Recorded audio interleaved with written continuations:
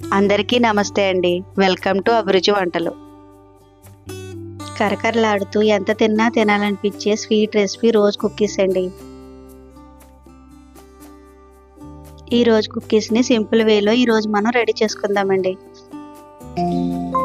ఇక లేట్ చేయకుండా వీడియోలోకి వెళ్ళిపోదాం.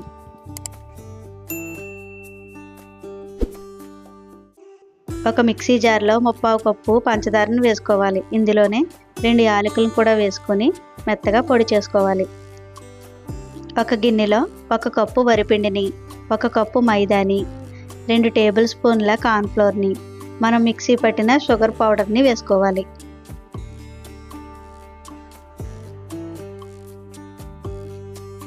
వీటన్నిటిని ఒకసారి బాగా కలుపుకోవాలి.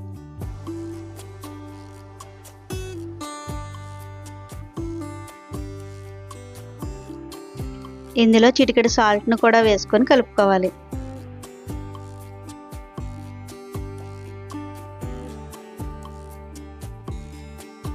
ఈ పిండిని కొంచెం కొంచెం వాటర్ వేసుకొని ఎక్కడా ఉండలు లేకుండా క్రీమీగా వచ్చేంత వరకు కలుపుకోవాలి.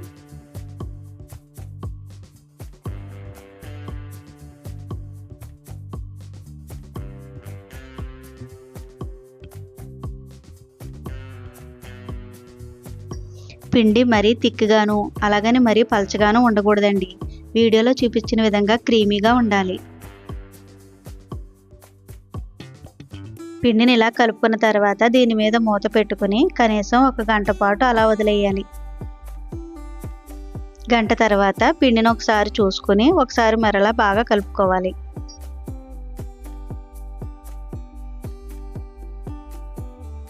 డీప్ ఫ్రైకి సరిపడా ఆయిల్ని పెట్టుకుని ఆయిల్తో పాటుగా మనం గులాబీ పూలు వేసుకునే గుత్తిని కూడా ఆయిల్లో కాగనివ్వాలి. గులాబీ గుత్తి బాగా కాగిన తర్వాత దానిని 80% పిండిలో ముంచుకుని ఆయిల్లో వేసుకోవాలి.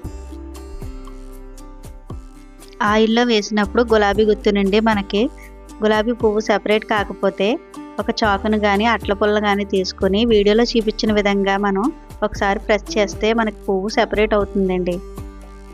వేసుకున్న గులాబీ పువ్వుని 2 వైపులా వేయించుకొని లైట్ బ్రౌన్ కలర్ రాగానే తీసివేయాలండి. లేదంటే తీసిన తర్వాత అది మరీ బ్లాక్గా అయిపోతుంది. గులాబీ గుత్తిని ఆయిల్లో బాగా హీట్ అయిన తర్వాత మళ్ళీ ఫ్లవర్ను వేసుకోవాలి. ఈ గులాబీ గుత్తి హీట్ అయ్యే కొద్దీ మనకు ఫ్లవర్స్ ఈజీగా సెపరేట్ అయిపోతాయండి. ఒకవేళ కొత్త గుత్తితో కానీ గులాబీ పువ్వులు వేస్తే 2 రోజుల పాటు దాన్ని ఆయిల్లోనే ఉంచుకుని వేసుకోవాలి.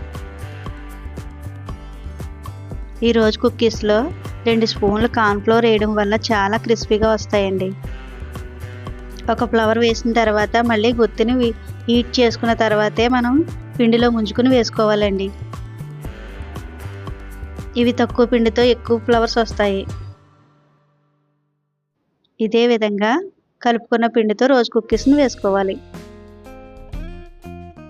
ఈ రోజ్ కుక్కీస్ 10-15 రోజుల వరకు కరకరలాడుతూ ఉంటాయండి.